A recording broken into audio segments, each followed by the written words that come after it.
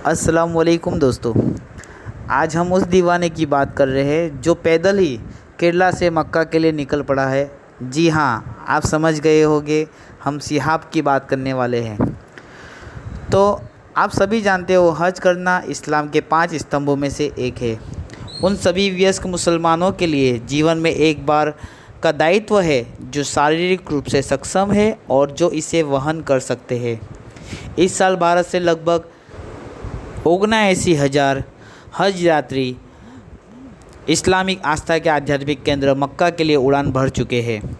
लेकिन मलप्पुरम के मूल निवासी सिहाब छोतुर ने अपने हज यात्रा को जैसे जीवन भर की यात्रा बना दिया है और अगले साल के हज के लिए 5 विदेशी देशों से होते हुए मक्का के लिए 8,640 किलोमीटर की लंबी पद यात्रा पैदल ही तय करने का ठान लिया है। 2 जून 2022 को मलप्पुरम से अपनी अविश्वसनीय यात्रा पर निकले 30 वर्षीय सिहाब शुक्रवार को जब गुजरात में सफ़र कर रहे थे तब तक उन्होंने अपना 1400 किलोमीटर का सफ़र तय कर लिया था। अठावनाड़ के रहने वाले सिहाब प्राचीन काल में केरल से जो मुस्लिम मक्का के लिए पैदल निकलते थे उनकी कहानियाँ सुनते हुए बड़े हुए हैं। 30 वर्षीय सिहाब ने उस कहानियों से अपना एक सपना बनाया, जो उन्होंने भी सोचा कि मैं भी क्यों ना पैदल चलकर हज यात्रा करूं, और आज उस सपने को पूरा करने के लिए ये दीवाना 2 जून को मलप्पुरम से निकल पड़ा है। सिहाब कहते हैं, मैंने 6 साल तक सऊदी अरब में काम किया था और मुझे मक्का जाने के कई अवसर मिले थे। सऊदी से लौटने पर हज करने के लिए मक्का चलने का मेरा सपना बन गया। मैं पिछले 9 महीने से यात्रा की तैयारी कर रहा हूँ और ज़रूरी कागज़ी कार्रवाई भी कर रहा हूँ।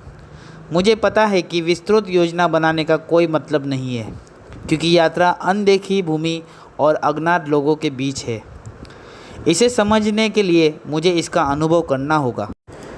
जो मायने रखता है मेरे वो लक्ष्य, मेरे दिमाग में मक्का की उस पवित्र भूमि को मेरी मंजिल के रूप में स्थापित करना। सिहाब को मक्का तक जाने के लिए सबसे पहले पाकिस्तान में प्रवेश करना पड़ेगा, जो भारत से वाघा सीमा पार करने के बाद पाकिस्तान में प्रवेश होगा। उसके बाद ईरान की सीमा आएगी। ईरान की सीमा पार करने के लिए उस देश की पूरी पैदल यात्रा उसको करना पड़ेगी। पश्चिमी एशियाई देश से चलने के बाद सऊदी अरब जाने से पहले कुवैत में प्रवेश करने के लिए इराक में एक छोटे से हिस्से से होकर गुजरना पड़ेगा। सिहाब ने मक्का तक जाने के लिए एक रोड मैप भी रेडी किया है।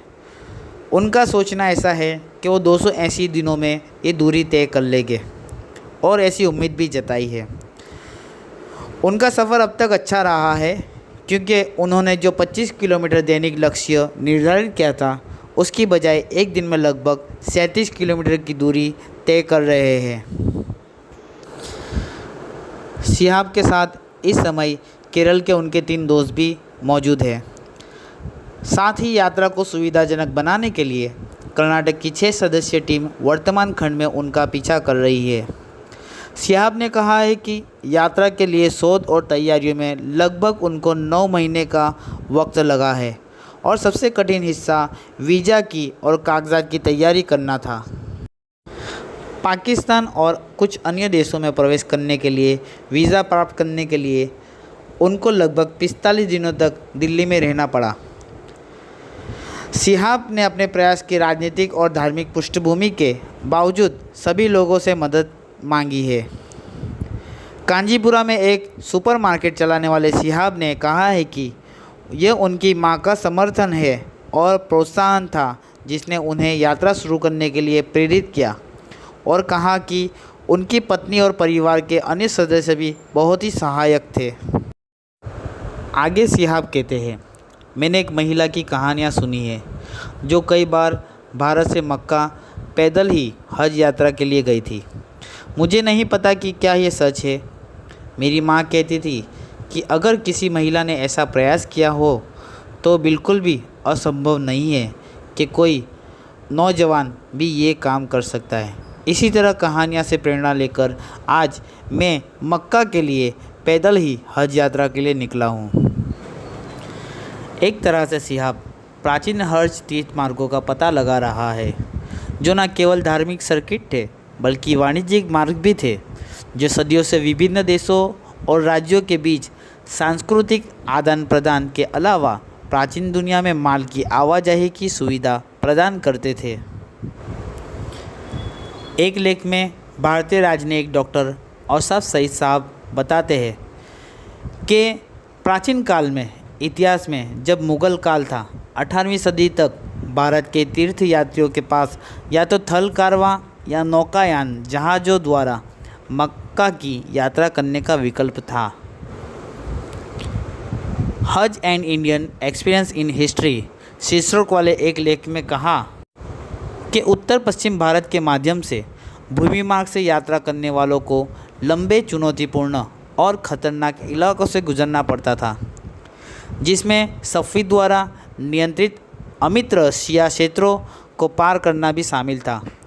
भारतीय तीर्थयात्री, जिनमें से अधिकांश सुन्नी थे, मुख्य रूप से लाल सागर के माध्यम से और कभी कभी फारस की खाड़ी के माध्यम से समुद्री मार्ग लेना पसंद करते थे।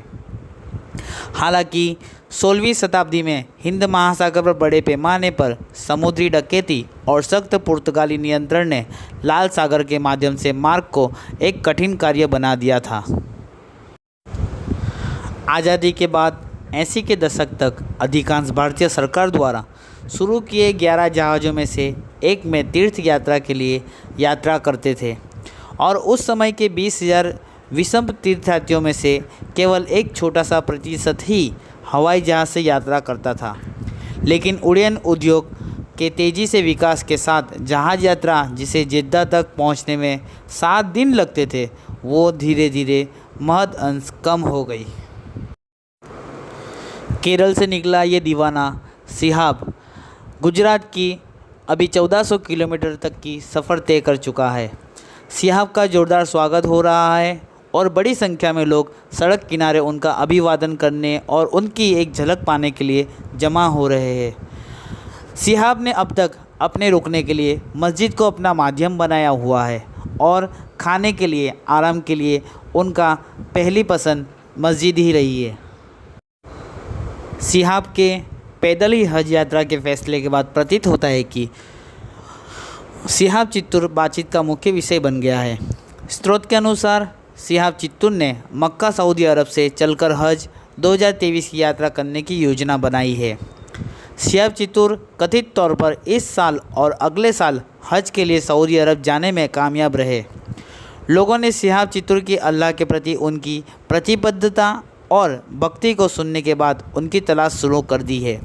भले ही वे यह जानने में रुचि रखते हैं कि वो वर्तमान में क्या कर रहा है और वो वर्तमान में कहाँ रहा है, वे सर्वशक्तिमान के प्रति उसकी भक्ति से अत्यधिक प्रेरित हुए हैं और ज़्यादातर लोग इस दीवाने को गूगल पर सर्च कर रहे हैं।